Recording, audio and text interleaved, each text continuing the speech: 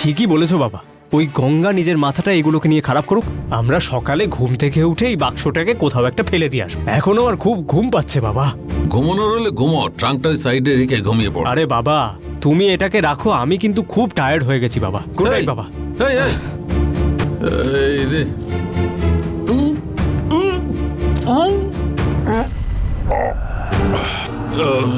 ট্রাঙ্কটা এখানেই পড়ে থাকুক, কি আর করা যাবে।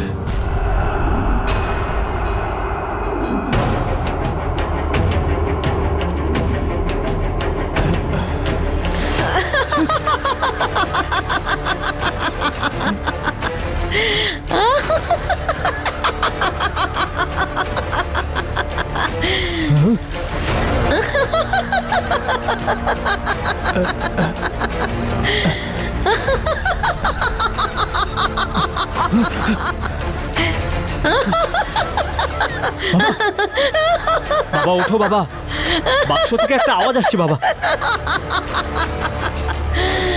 বাবা ওঠো না বাবা, কি আওয়াজ আসছে দেখো না।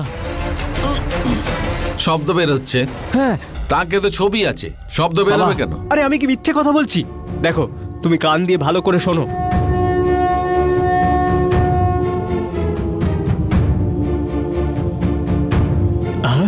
বলেছিলাম না, চল শুয়ে পড়। না বাবা। ঘুমা ঘুমা।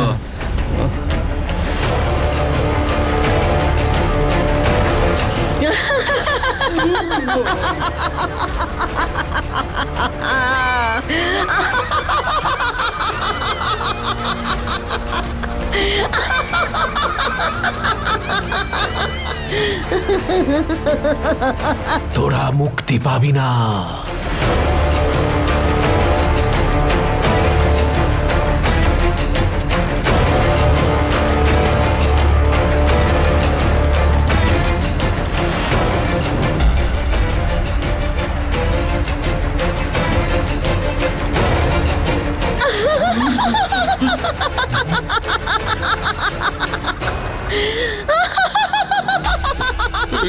অরুণ, ওঠ না, তাড়াতাড়ি ওঠ না। তুই মনে হয় ঠিকই বলেছিস, মনে হচ্ছে এটা একটা মায়াবী ট্রাক।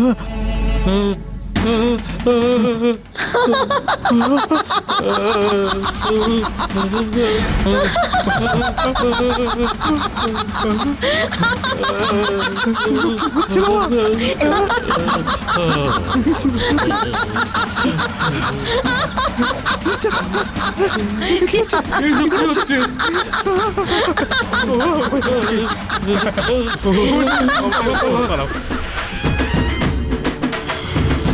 ভালোবাসার মানুষের কাছ থেকে তোমরা আমাকে আমার শত্রুর বাড়িতে নিয়ে চলে এলে।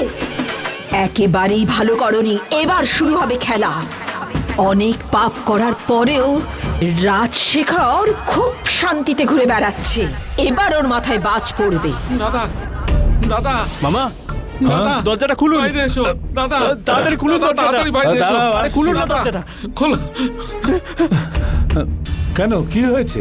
দাদা, গঙ্গা ওই আউট হাউসের মধ্যে একটা ট্রাঙ্ক লুকিয়ে রেখেছিল, তার মধ্যে কি আছে সেটা দেখার জন্য আমরা নিয়ে এলাম।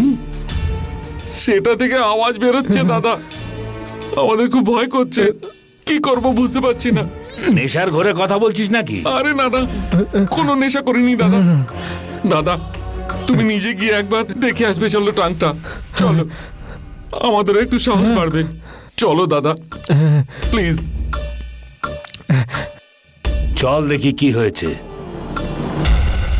এসো দাদা।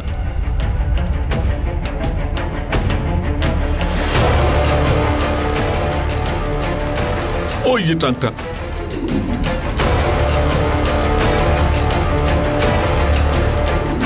দাদা ট্রাঙ্কটা খুলো না দাদা, একটা কাজ করি, নম্বদারিকে ঘরে ডেকে নিয়ে এসে ট্রাঙ্কটা খুলতে বলি।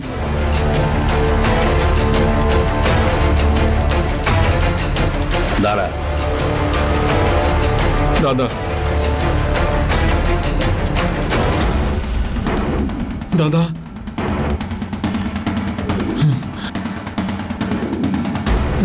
অরুণ, কোথায়? দাদা, কোনো শব্দই তো শুনতে পাচ্ছি না। হ্যাঁ দাদা, ট্রাঙ্কের ওপর কান পেতে শোনো।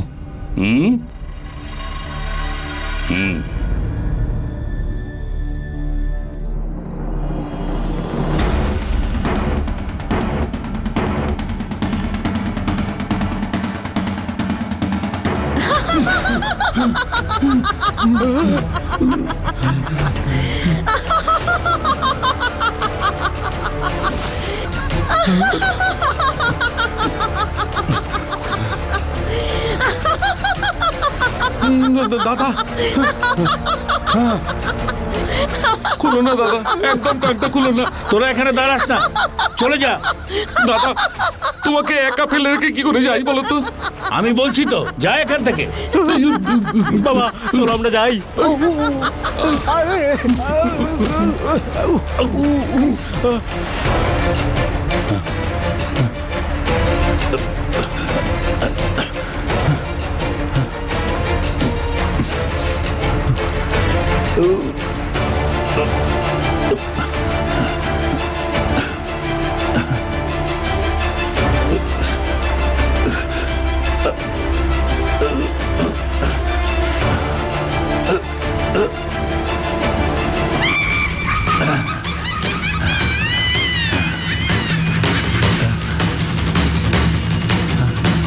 এটা কি?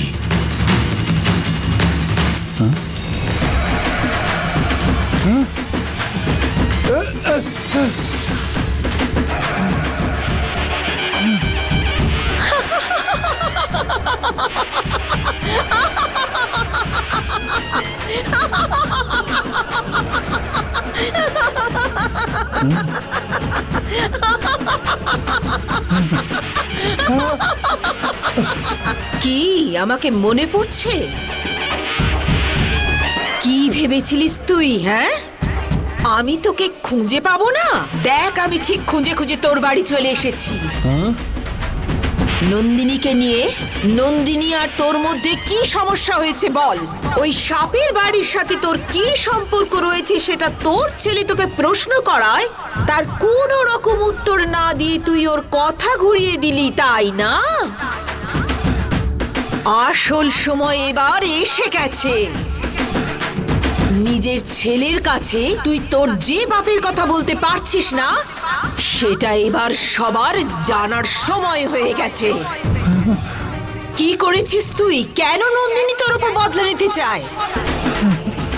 কেন নন্দিনী তোর সংসারকে একেবারে শেষ করে দিতে চায় সেটা কি তুই জানিস না? নন্দিনীর থেকে বাঁচার জন্য নিজের কাছে মন্ত্রশক্তি রেখে বাঁচতে চাইছিস?